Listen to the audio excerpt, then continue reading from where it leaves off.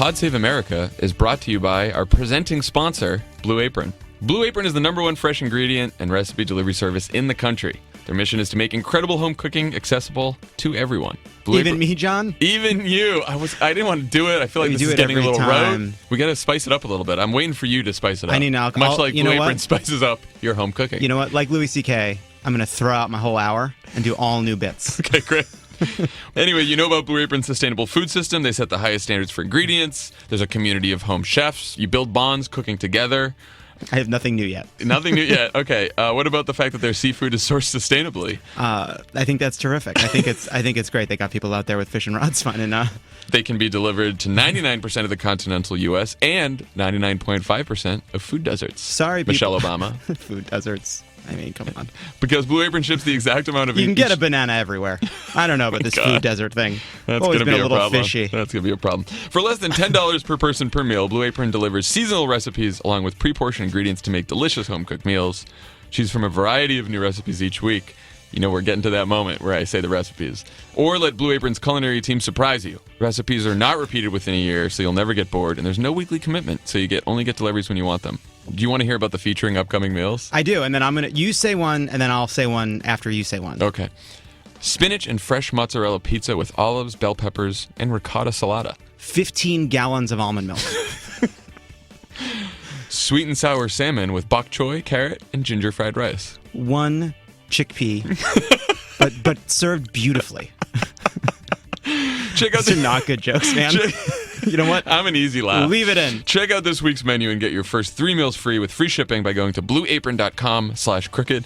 You'll love how good it feels and tastes to create incredible home-cooked meals with Blue Apron, so don't wait. One of the meals is it's a meatball sub, and then they give you a bag of Lay's potato chips, and you crumble up the chips, and you sprinkle it on top of the sandwich. Sourced sustainably. Sustainably sourced. That's blueapron.com/crooked. Blue Apron is a better way to cook. There you go. There you go.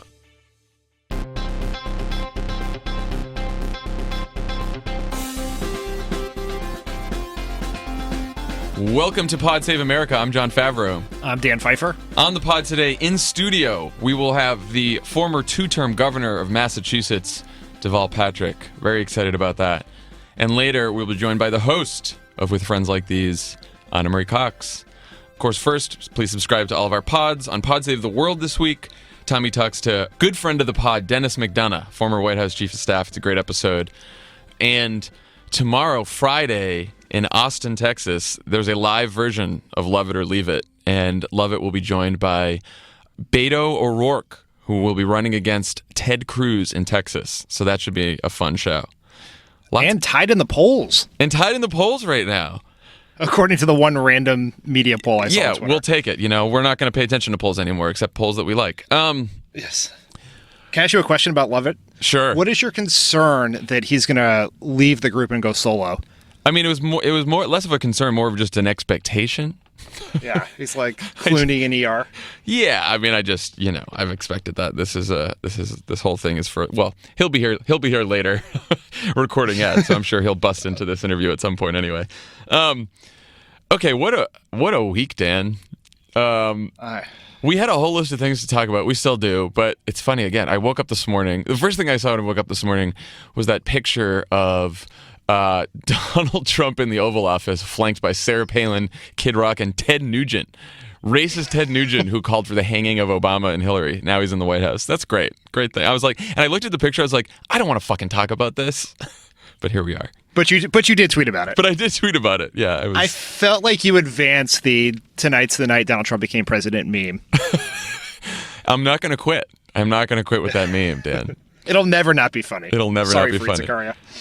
Also at the White House yesterday, the New England Patriots. I'm very happy that Tom Brady, for some mysterious reason, did not go, along with 6 other Patriots. And I'm also happy that while Trump had the event, Giselle, Tom Brady's wife, tweeted about the climate march. Well, and then untweeted about the climate march. Yeah, I didn't like that as much, but but good for. Do you think maybe Giselle has been? I'd like to think that maybe Giselle has been the force for good here in Tom's ear about this. People don't care about this. People are listening to this and they're like, "Fuck Tom Brady." I get it. Yeah, I mean, I finally just like 3 weeks ago got over my anger at you and Tommy for being Patriots fans in the Trump era. And I was just like, it's fine. Brady's not a political person. He can go. It's sort of gross that he's friends with Donald Trump, but he's a great quarterback. So I'm glad he didn't go.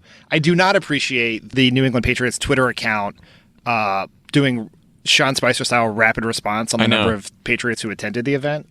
I'm chalking this up to like Bob Kraft getting involved, the owner who's like giving money to Donald Trump. I can't look. I'm very conflicted about this. Tommy has the best way out of this, which is just not everything has to be about politics.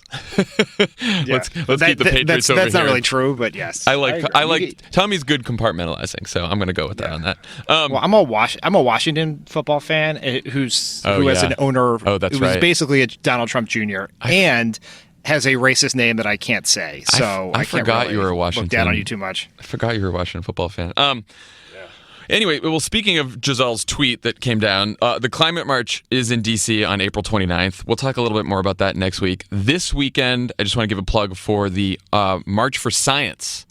It'll be in D.C. in more than 500 cities all around the world. Go to marchforscience.com to find out more about it. There'll be scientists and science advocates marching. I mean, the fact that we've gotten to a point where scientists have to march because they are worried about a political attack on the integrity of science from Trump and other Republicans is a sad state of affair.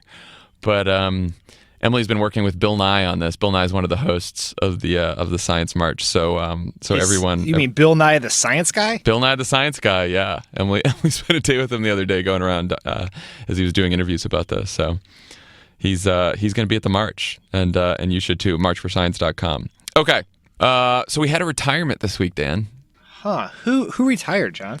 Our good friend Jason Chaffetz. Is he an elder gentleman who's towards the end of his career and wanted to maybe spend some time with his grandkids? In fact, no. He's an up and comer. He was a former rising star of the Republican Party and chair of the House Oversight Committee, which is quite a big job. Well, I guess in fairness, if your job is oversight and you've decided to do no oversight, why hang around? I mean, some people were saying that yesterday, which is probably maybe one of the better takes, that he thought that Hillary Clinton was going to become president and then he was going to investigate her for 4 years. He was excited to investigate Hillary Clinton for 4 years. He didn't know what he was going to investigate her over, emails, blah, blah, blah, blah, blah, but he knew he was going to do it. And then Donald Trump won. And he started off by saying, I'm not going to investigate Donald Trump, but I am still going to investigate Hillary Clinton. He was very excited about that. Even though, by the way, he originally unendorsed Donald Trump because after the Access Hollywood tape came out, he said, I can't look my daughter in the eye anymore and support this man. And then, of course, not only supported him, but decided not to investigate any of the many investigatable things that Donald Trump does. How's that for a word that I just made up? Yes. And then, of course, there were some other great Jason Chaffetz moments. He was intimidated by his own constituents at a town hall. He was upset that they were yelling at him. He said that poor people should maybe, if they can't afford health insurance, should just maybe not buy that new iPhone and invest in their health care. Remember that? Yeah, he doesn't seem like a good dude in any way, shape, or form.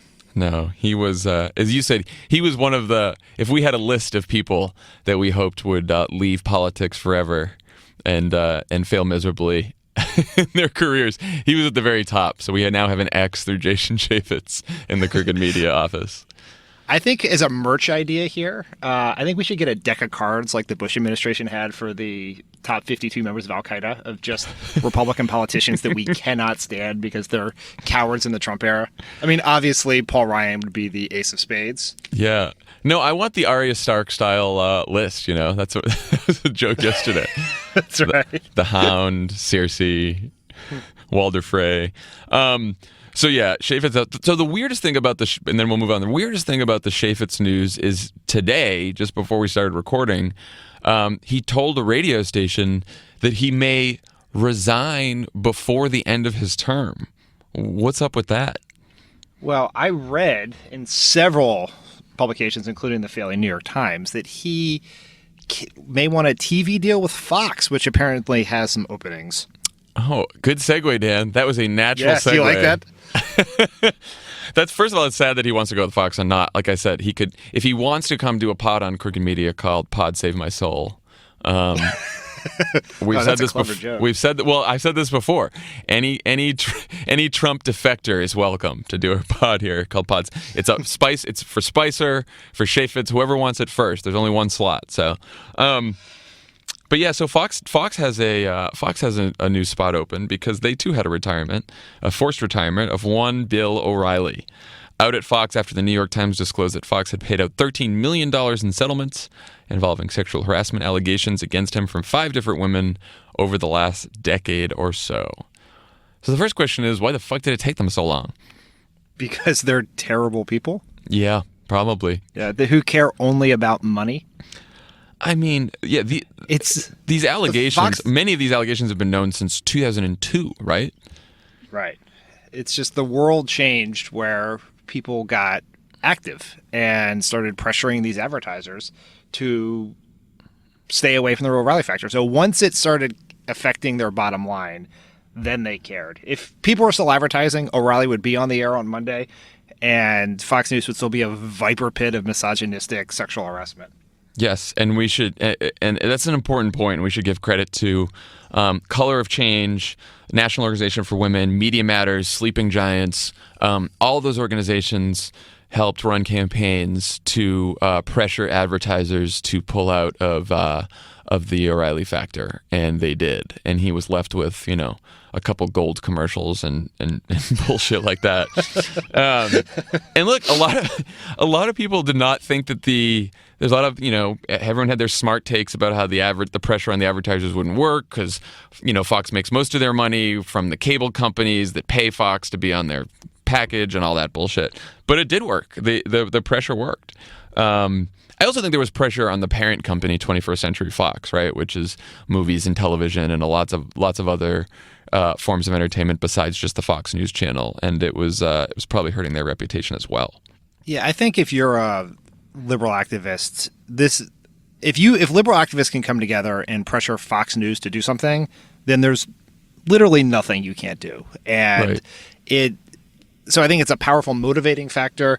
It also sort of shows how I think politics and business has changed a little bit in this new era of activism during the Trump presidency, which is there's a brand cost to being associated with some of this behavior that Trump has brought to the forefront. And I think this may be a different conversation if we had not elected a president who bragged about sexual assault and said many misogynistic things. It energized people to take a stand against a set of horrible behaviors that have been accepted in some corporate environments for a long time. And Fox seems to be a real throwback to the Mad Men era of workplace conduct.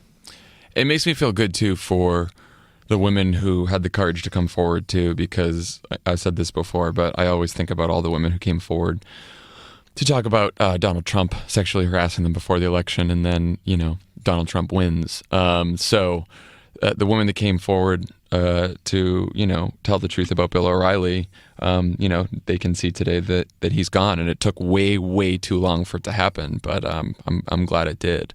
Do we think that anything changes at Fox? Do we think that there are big changes afoot, or they just shuffle the deck and we get the same kind of crap? Well, I think there's sort of two different ways to look at how Fox changes. I mean, it is there's what happens on the air, right? And then there was what happens in the workplace. And you would have to hope and believe that if O'Reilly, who is the biggest if Roger Ailes and Bill O'Reilly, who's the most public face of Fox News, the biggest moneymaker, I assume, can go down for this conduct, then that should hopefully send a signal that is unacceptable and cannot continue. I'm skeptical. Our friend Gabe Sherman of New York Magazine, who sort of owns the Fox News beat, said his tweet today was, what we're learning more and more is that Ailes' Fox News was a cross between the Nixon White House, J. Edgar Hoover's FBI, and Hooters. And so, which seems pretty good. Yeah. But some people have responded to this on Twitter and saying, well, nothing's going to change. Fox News is still going to be this terrible vessel of I almost said fake news, so I don't mean to do that. But this, we continue to push this conspiracy theories, nativist, racist, racism. Yeah. Yeah, and that's not what this was about, right? I think Fox News will be that way as long as there's a way to make money being that way. They're just now in a new era because in a year they've lost Roger Ailes, who's the brainchild of this whole thing, Bill O'Reilly, and Megyn Kelly, who left for her own reasons. And so it's going to look like a different product, but I think it's still going to try to serve the same purpose, which is to misinform a segment of the population in a way that will help elect Republicans. Misinformed, angry, and fearful. That's their goal over there. So let's turn to Georgia 6. The Georgia 6th. We had a special election on Tuesday night. Can I say one more thing about Fox News? Please do. Which is, I think people always argue that Fox News is a quote unquote conservative outlet. Yeah. And I've always thought that's the wrong way to look at it. It's a Republican outlet. When the Republican position is be for the Iraq War, that no one cheers the Iraq War like Fox News. When the Republican position is Obama is being too interventionist, then no one cheers the isolation position like Fox News. You just look at Sean Hannity. When the Republicans decided they were going to be for immigration reform, Sean Hannity came out for immigration reform. When it turned out that wasn't popular, no one beat the racist drum of raising fears about immigration like Fox News. And so Sean Hannity literally took Putin's side over the CIA. Yeah. I mean, come on. In Fox News, just think about that. In Fox News, the people who basically tried to destroy the careers of the Dixie Chicks because they were critical of the Iraq War. Right. And now it adopts a pro-Russia position against career military intelligence professionals in this country, which is insane. It's a good point, and I think there is no. I hate saying even conservative media because it's not conservative, and also they're probably there's conservatives out there that I disagree with on policy and on issues. But I think they're trying to make an honest case, just that I'm very much against. But you don't see that a lot in the quote unquote conservative media. It's like a bunch of hacks now that are just spreading conspiracy theories. And so look, I'd love to point to more conservative media outlets that I just happen to disagree with on policy, but are telling the truth and not spreading conspiracy theories. It's hard to find those these days. Yeah, there are conservative writers. Yes, who adopt a position and have stayed within relative consistency, but there's a business model for engaging what has now become the Trump base, and whatever it takes to do that is a way to make money, whether it's as a cable television network or driving Facebook traffic or other social media traffic. So Georgia 6th, Tuesday night, special election. How annoying are election nights now? I hate them. Especially on Twitter. God, I tried to go for a run right as the polls closed because I knew it was going to take a while for results to come and not look at my phone. And I have to confess, even on the run, I look down and you get all caught up in early vote. The early vote looks good. It's just I am like Charlie Brown with the fucking football every time. Someone has to take my phone away until the polls have been closed for 3 hours. I need at least 1 hour of election day voting. I know this. You and I had this exact conversation over text that This is what would happen. And still, when someone tweeted, Ossoff is so overperformed the early vote, it seems impossible he's not going to get to 50 or something like that. I'm like, well, it's over. And then slowly over time, I watched the numbers narrow and it just got sadder and sadder. What was most annoying about it is my expectations were set in the complete right place going into the night because his polling average, so Ossoff's polling average going into the special election was 46%. So not close to 50. Not without the margin, within the margin of error. It wouldn't have been crazy if he got 50, but I wasn't expecting it at 46%. Also, just facts, in 2016, Hillary Clinton won 46.8% of the vote in that district to Trump's 48.3%. So it was narrow, but she still lost by about a point and a half. Tom Price in 2016, the congressman that Ossoff's trying to replace, carried it by 23 points against a Democratic challenger that, granted, was not well funded. And Barack Obama lost the district by 23 points in 2012. So, like, first of all, getting to 50 would have been quite an achievement. But, of course, Ossoff overperformed in the early vote. I get this. There's this new thing now where just Democrats just all vote early. Every single Democrat there is just goes to the polls ahead of time or mails in their ballot, and then none of them show up on Election Day. I guess that's just what we have to expect from now on.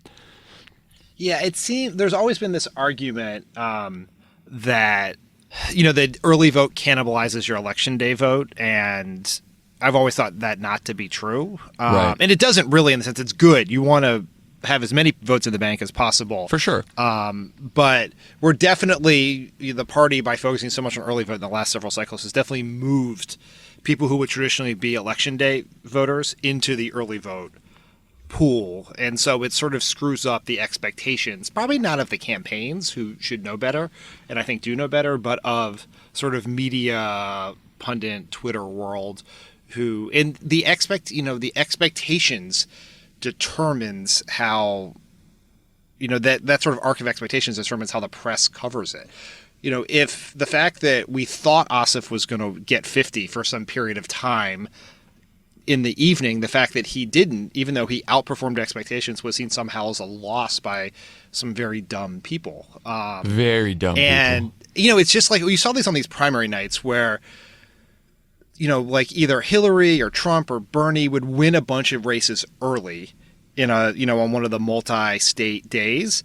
And then everyone would be like, huge win for Hillary. And then that would be all the coverage for Trump, even though the other candidate would then win some of the, the West Coast states are the ones that took longer to count. And the margin would not be as decisive delegate wise as people thought. But, then you settle on a narrative and run with it, So, question is, can he win the runoff? So he ended up at 48.1% in the vote in Tuesday's election.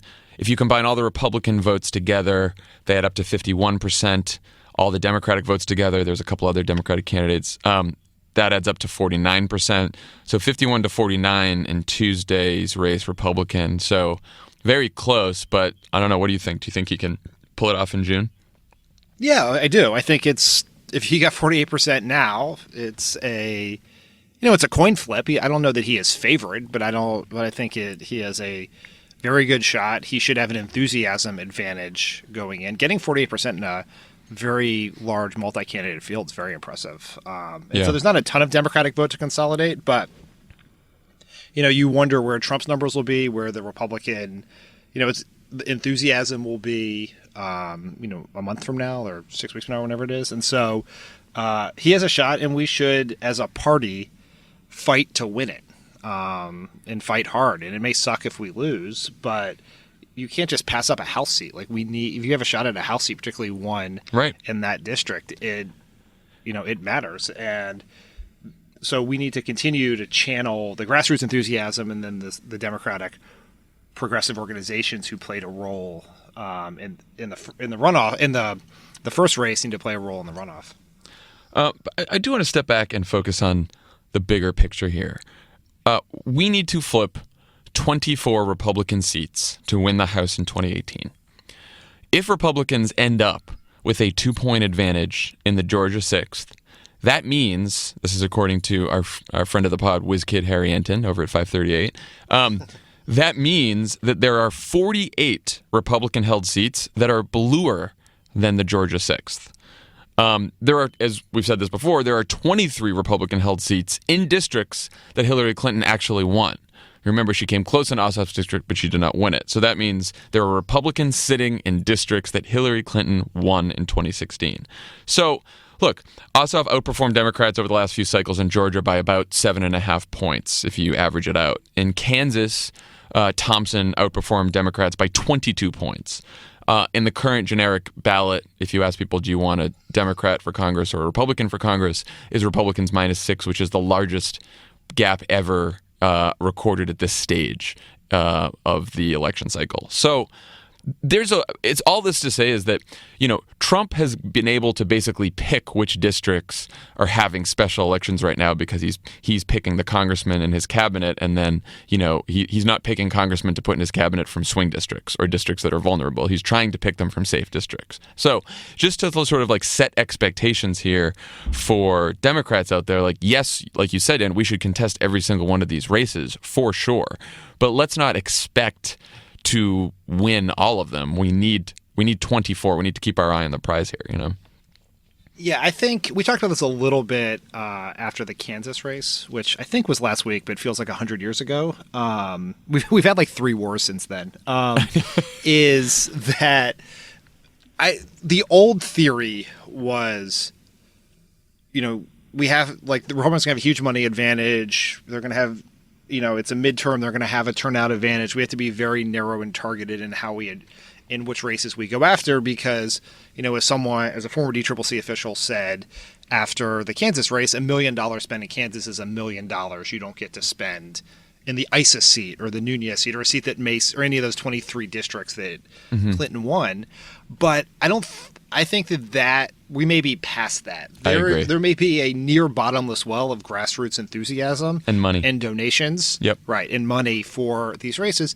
And we just don't know where Trump is going to be when we either in these special or, when you get to 18. Like this should theoretically be the peak of his popularity. And he is historically the most unpopular president at this time. And one of the things when we had a huge wave and took the House in 2006, it was to the great credit of our former boss and then DCCC chair Rahm Emanuel, was they put candidates in as many races as possible, even in ones that Democrats had not won in generations and thought there was no shot in, and you hoped for a wave. And the early signs are there could be a wave here because of what Trump's numbers are and Democratic enthusiasm. And so we got to get candidates, invest time and money in all of these seats, and you might pick up a bunch. It'd be a real shame to leave a bunch of seats on the table because we were afraid to invest. Like this Montana seat seems harder than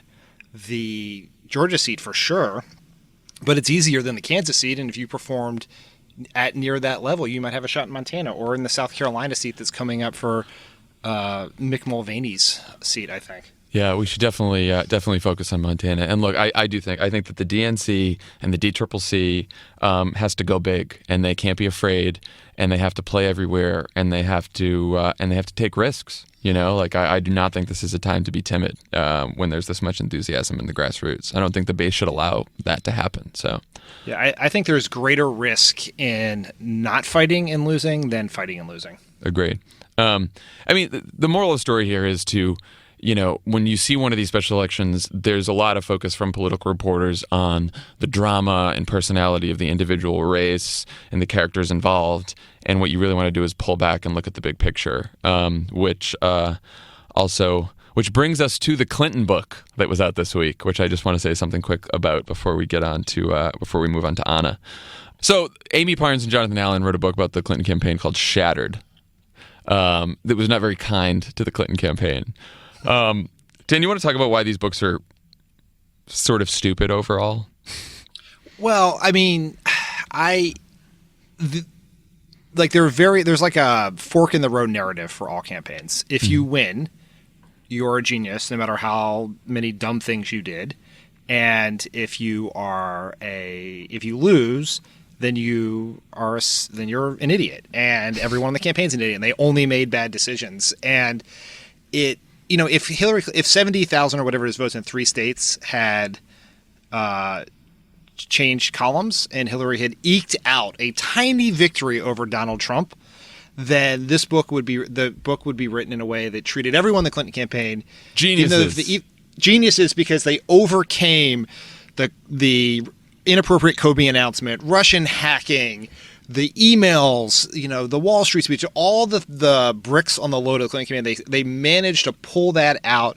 Like, what geniuses, they will be in history books. And because of that shift of votes, then now it takes the opposite narrative. And I'm sure all the quotes in there are true, right? I don't think these are real journalists. They didn't make these up or anything. Right. But it's pushed through a different narrative. If we had lost in 2012, the books about our campaign would have treated us like morons, as opposed to the people who took campaigns to this new level with our data and analytics and all this other stuff. And so it's just, you gotta, just read these with a note of caution.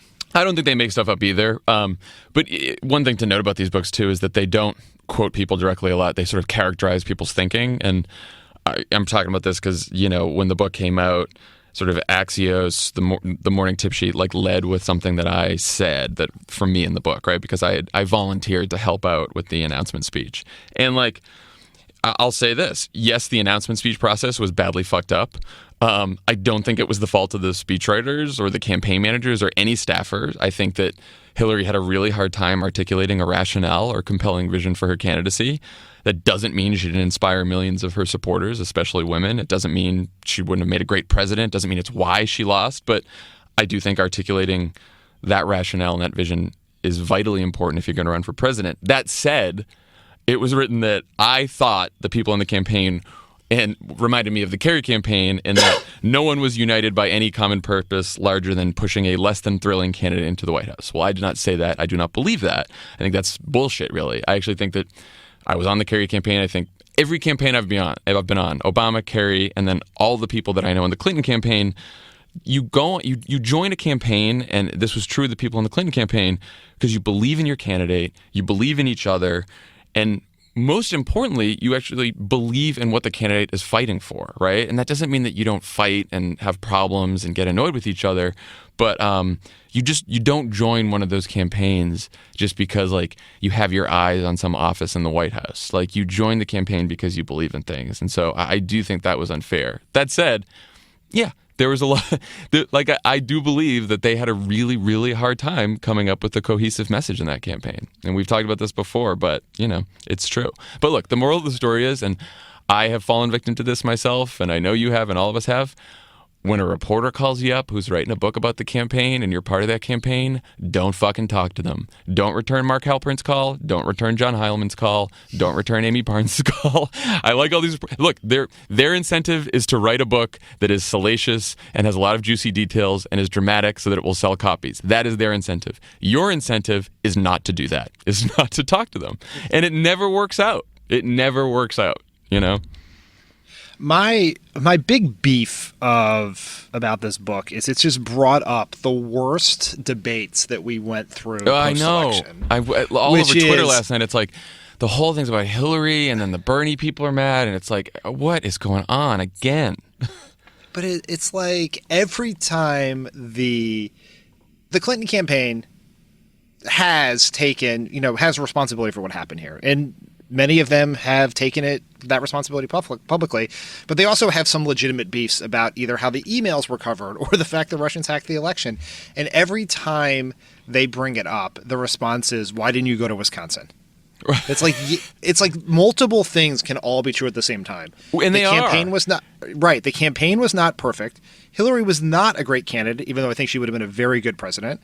The Russians did hack the election. Jim Comey moved votes by doing something dumb, and Hillary Clinton's emails were covered like they were the worst scandal in history. All of those things are true. All of those things contribute to the result. You don't have to pick one. This is not like choose your own adventure, the making of the president. And the press was unfair to her, and there was misogyny, and she had problems that predated the campaign. That's the most boring story, is that some of her flaws as a candidate predated anything that the campaign did. But she did face a lot of shit too. And there were a lot of black swan events too. So you're right. It is a very complicated series of explanations for this campaign. And it's important to learn from those as we go forward. But man, just fighting them over and over and over again ad nauseum, I don't know. Anyway, that's that. When we come back, we will be talking to Ana Marie Cox. Hey, don't go anywhere. This is Pod Save America, and there's more on the way. Pod Save America is brought to you by SeatGeek. SeatGeek. Buying tickets to sports and concerts can be way too complicated, but there's a better, simpler way to buy. SeatGeek. SeatGeek's the smartest, easiest way to get tickets to live events. With SeatGeek's seamless mobile experience, you can buy and sell tickets in just 2 taps. Again, the 2 taps thing, I assume it's a lie. I mean, I'm tapping the app on my phone. So that's and then one I tap. assume- That's it? Then I assume. What do you just do? You just sort of, how does it know? Then it has all I guess the this concerts. probably means 2 taps once Once you've you're in the chosen app. a show. That's probably it. Anyway, they help you find the best seats at the best prices, fully guaranteed. There's nothing quite like seeing your favorite team or musician in person, and SeatGeek will get you closer to the action for great value. We are going to get to the point with Love It or Leave It, where people are going to have to buy their tickets on SeatGeek because you'll be selling out stadiums all over the world. The arena tour is coming. People want to come to Love It or Leave It. They want it.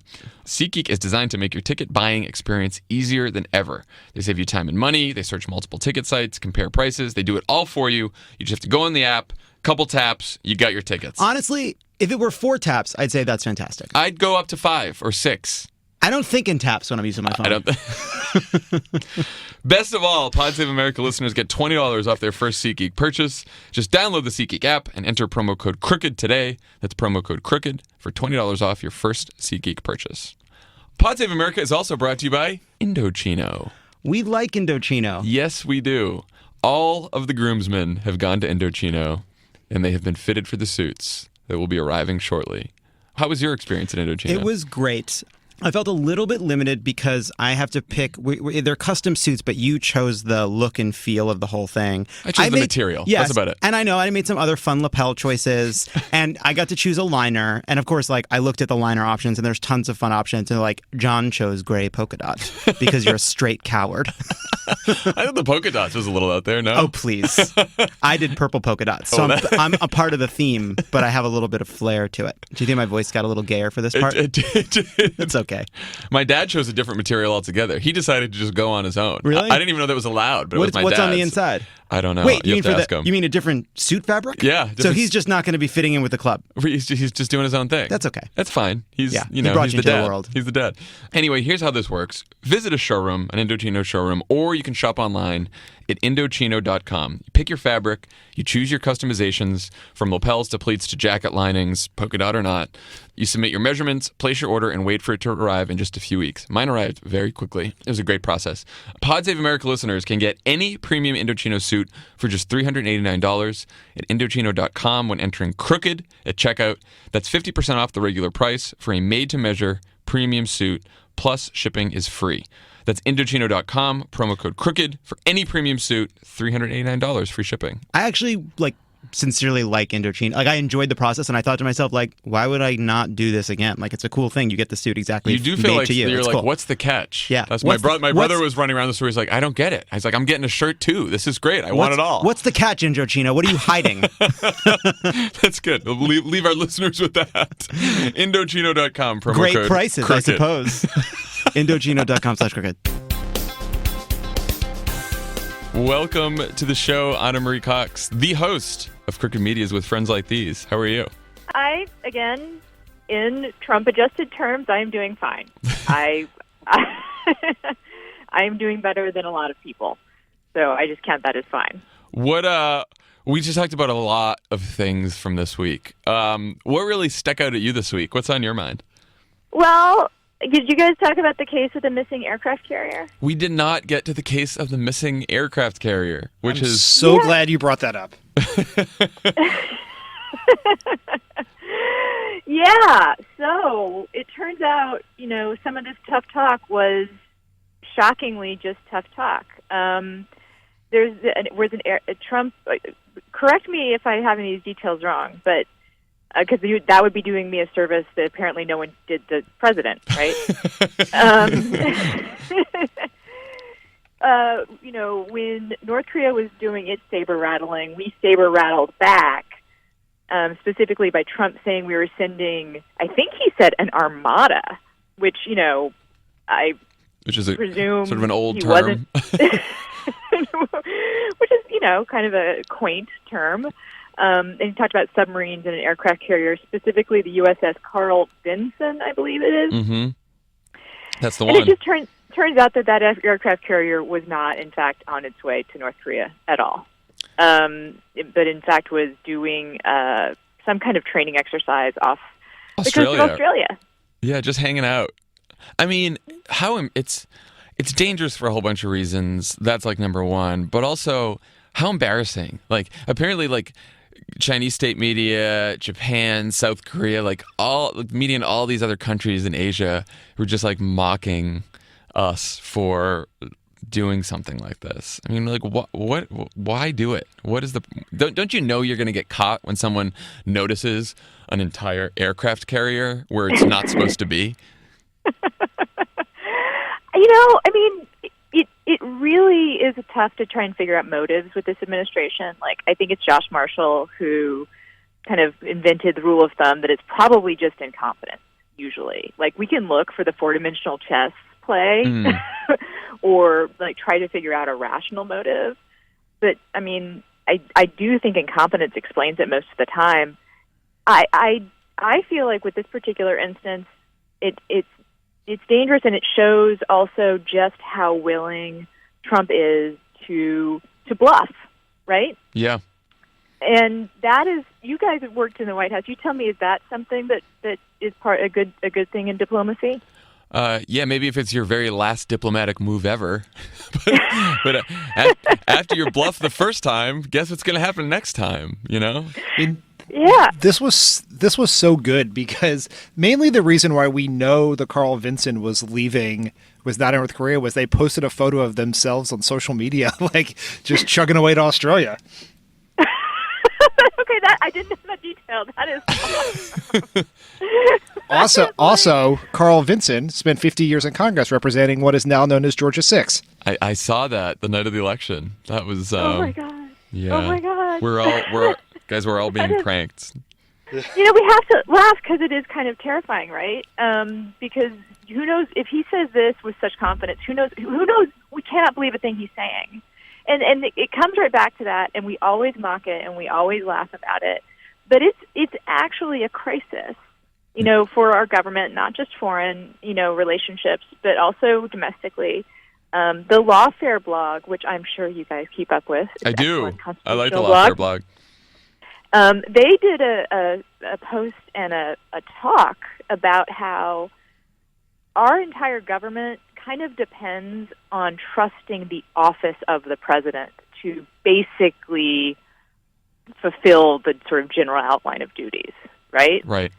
And to be honest in it stating what the intentions are and what the policies are. Like, we all, I'm sure, on this, this moment did not like a lot of the stuff that Bush did, but we kind of understood why he was doing what he was doing and trusted his explanations for that.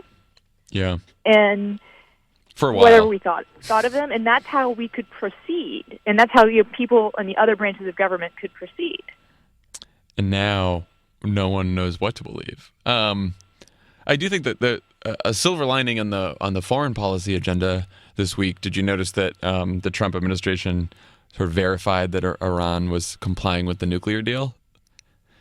I did not notice that. It went right under the radar because they're lying about where aircraft carriers are. But yeah, they certified the Iran deal, which is very cuckish of them, I thought.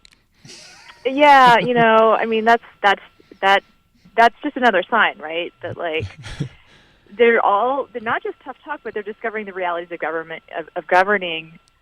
Right. Put you in positions to continue with the norms that have been set, right? Like if you look at the actual information available to you about all these different situations, it turns out, hey, what is the phrase of the presidency? It's more complicated than you thought. Yep. As Barack Obama used to say, hard things are hard. And I feel like I had this fantasy before Trump actually took office that, I think you and I talked about this, that like Obama would become Trump's, kind of drunk dial friend, like that if he only. would late at night call Obama up and be like, hey, so North Korea, tell me more. Yeah, well. But I guess that relationship didn't happen the way that I imagined it would. I thought maybe this would be like Obama's like last and most important act of public service. Yeah. Would be to like take Trump's calls at 2 a.m. I feel like after you've been accused of wiretapping your successor's phones, you'd feel like maybe I'm not going to take that call. Yeah. I think he would take the call if Trump asked. I mean, Right. I think any president would, but And hopefully he Trump would records never it. do it because it would admit it would Weakness. reaffirm his massive insecurities. Yeah. Anna, Yeah. who's on your show tomorrow? Friday. Well, two segments. We have Greg Doucette, who some people might recognize that name from Twitter. He is a criminal attorney, criminal justice attorney. He's not in fact a criminal as far as I know himself. You kind of hung on criminal. I was like, oh, interesting. Yeah, no, he is a criminal defense attorney. That's what you call those things. Got it. In Durham, North Carolina, and he's a never Trump guy and has sort of had an interesting, let's say, ideological journey to a place where on issues of racial justice, he sounds like he could be speaking at a Black Lives Matter rally. He is very passionate about criminal justice reform and about the way that police treat Black people and most people of color. So we talked about that. And then the second segment, no offense to Greg, but I had a lot of fun during the second segment. We took a not a reader, but a listener call about dating. Dating while biracial. And I say we because I had my pal Jane Costin, who's also at MTV News. She and I got on the phone with a gentleman who wanted to talk about, how do you talk about race with your friends and with people you're dating? And I think it sounds like it would be serious, but we had a lot of fun with it. Although, there's some serious points to be made too. I love taking the readers' questions. It's a great segment.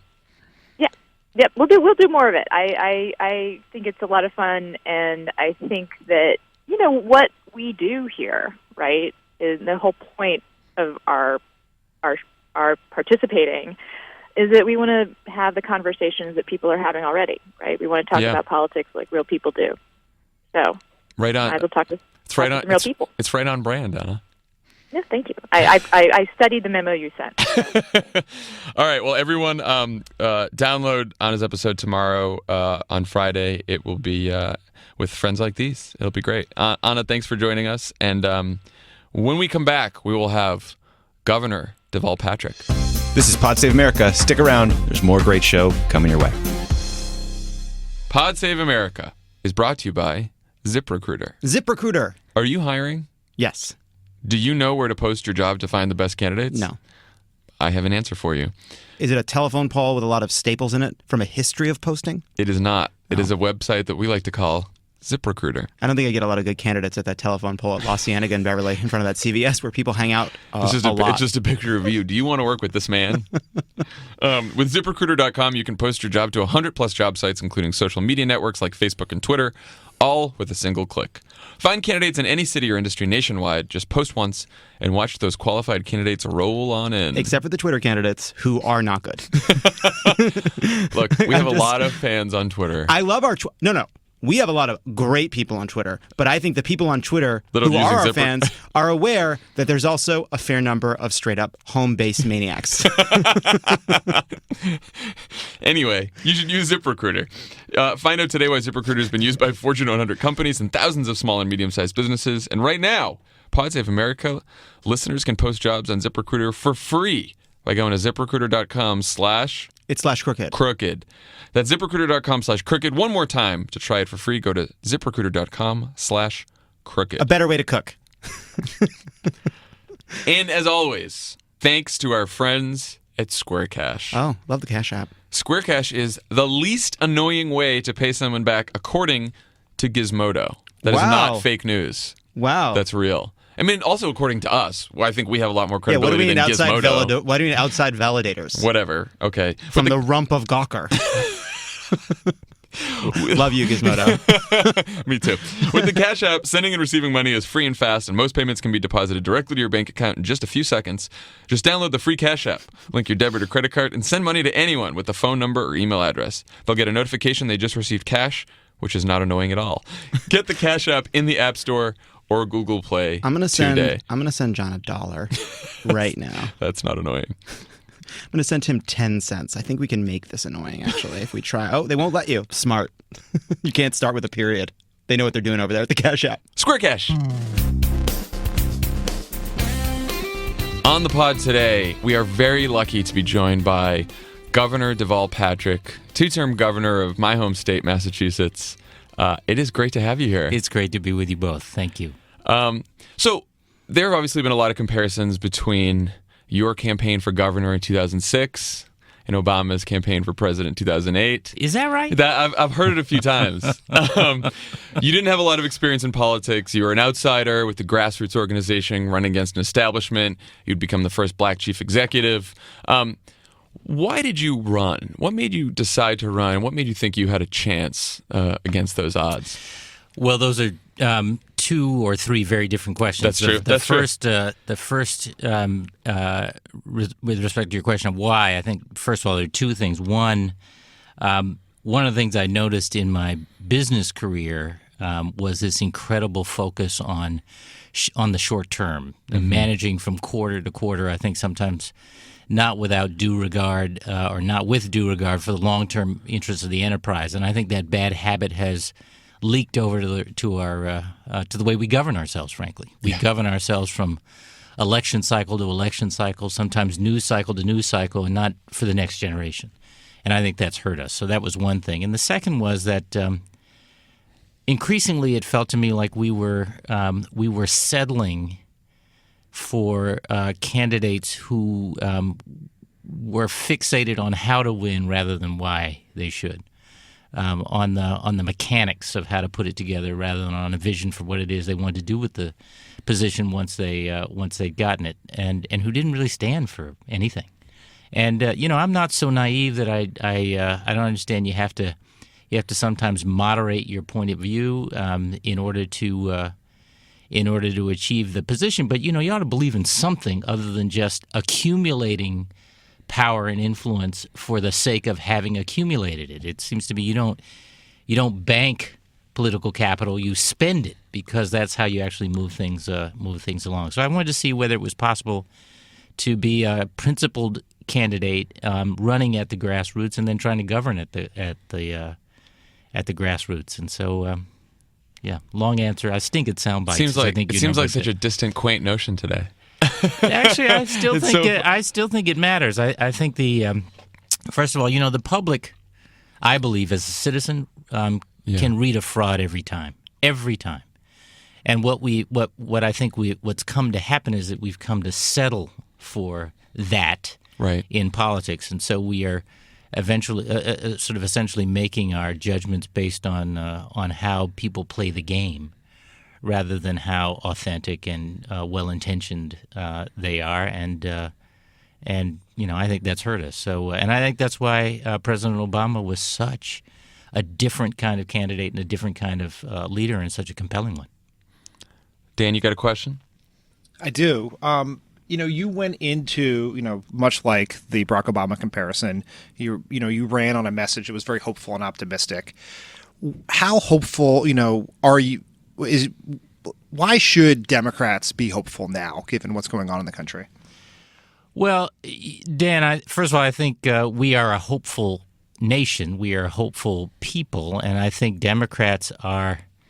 I mean, the reason I'm a Democrat is because I think the Democratic Party is the party of the American dream, and I still believe in the American dream. I've lived it. I think there are challenges. There have always been challenges, and there are different kinds and more broad-based challenges today than perhaps there have been in recent times. But we win, I believe, as Democrats when we stand for something. And we lose, frankly, when our case is mainly about what's wrong with the other side rather than what's right with us. And so I'm a Democrat, I think, in part because I'm a hopeful person, and because, as I say, I think the American dream still matters. I think it's what's defining about this country. And when we direct our attention and our focus there, and we have both the right programs and the right vision of what those programs are for, then we win, and we deserve to win. Do you think National Democrats are doing a good job of standing for something right now? Well, I think it's a perennial challenge. Yeah. I think you both know I feel strongly about the importance of running and governing at the grassroots. For me, that was both a practical and a philosophical point of view. It was a practical point of view because, politics in Massachusetts, for all of the, all the focus on how blue a state it is, Right. the deal is much less Democrat-Republican than it is insider-outsider. It's a very tight and inward-looking and closed political establishment. And the only way in for a newcomer like me was to come from the grassroots around and up rather than getting permission from those in control. But philosophically, I think there's power in inviting people who have been left out and left back into their own civic and political life and to take charge of it, because I think we get the government we deserve. And I think we deserve better government. So, long way around to your question.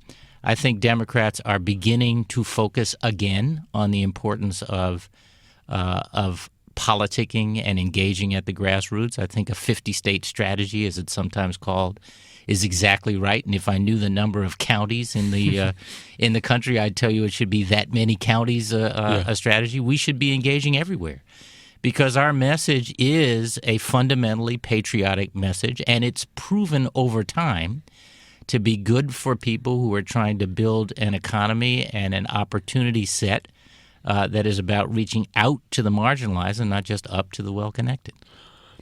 So the couple days after the 2016 election, you wrote some thoughts about the election to some friends. It was reported in a few places. It's an extraordinary email. I'll tweet it out later for everyone. One of your first reactions was you said, quote, "I am sad, disturbed, embarrassed, but not surprised." Why were you not surprised? Well, I think, to the point, first of all, we had an extraordinary candidate. I think President Obama himself said quite rightly that Secretary Clinton was probably the best prepared candidate for president that had ever run for president. In many ways, though, I think our campaign was, to the point I was making earlier, more about what was wrong with them than what was right with us. Mm-hmm. And I think though it was dark and divisive, the vision that candidate Trump painted was a vision. And an answer to that vision, I think, has to be more than a list of better policies. And our policies were much, much better. Yeah. But knitting them together into a picture of what kind of country we wanted is something we didn't do very well. So there was that. And then also I think there were some truths that both the Trump campaign and the Sanders campaign talked about. And this is a point that I and others were making to the Clinton campaign all along. Had they won, it was important to hear what Sanders and Trump supporters were trying to say about how they felt about their government, how they felt about the economy, how they felt about each other. And the notion that, a dispirited and disaffected part of the population would choose Trump, or President Trump, now President Trump, as their spokesperson rather than a Democrat was wild and discouraging. But I think they felt heard in some ways by him, in ways that they didn't always by us. Dan, you want to jump in? Sure. Governor, are there some specific things you think Democrats could do or say to try to win back some of those voters who voted for Barack Obama in 2008 and 2012 and voted for Trump this time, or even some of those voters who voted for Obama in those two elections and then sat out this one? Well, Dan, that may be above my pay grade, but I think probably as a citizen, what I'm listening for are both messages. Well, I am both listening for messages and watching for actions, because you asked about what Democrats can do or say, and I think they have to do and say.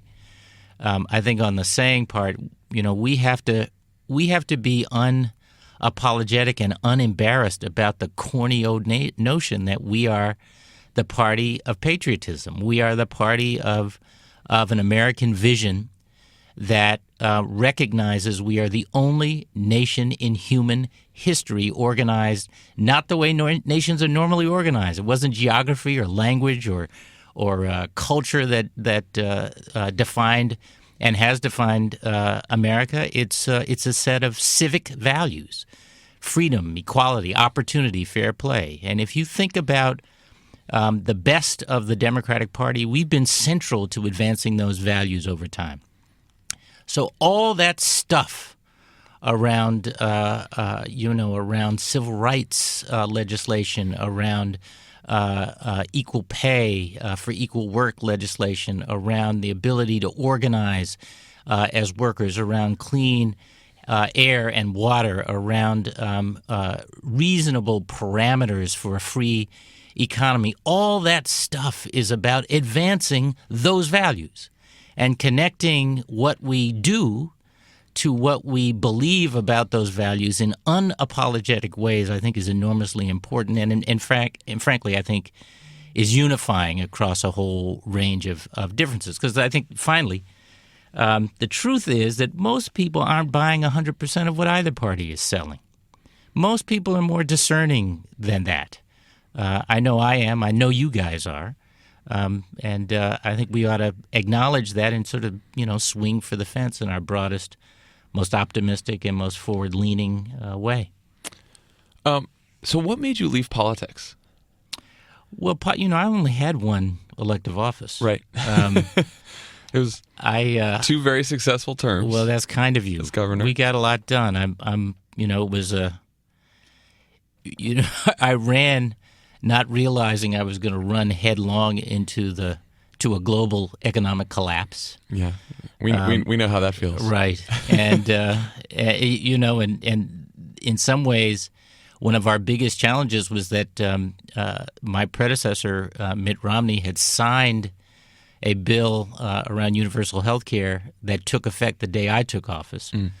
So it was up to us to implement it, and I'm proud of the fact that after 8 years, we were number one in the nation in health care coverage, in student achievement in our schools, in veteran services and economic competitiveness, a whole range in energy efficiency, a whole range of other initiatives. We had balanced budgets. We achieved the highest bond rating in the history of the Commonwealth.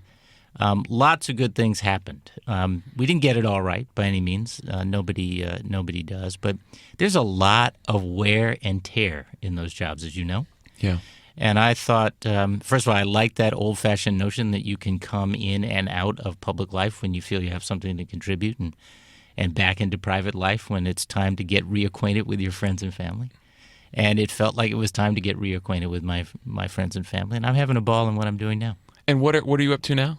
So we've started a new impact investing business at Bain Capital, where I've heard about that. Yeah, right.